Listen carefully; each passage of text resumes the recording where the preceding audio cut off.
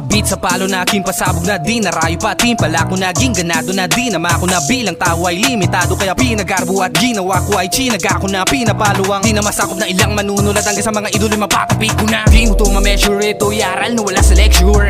And I'm gonna make sure na sa cancer ako yung best cure.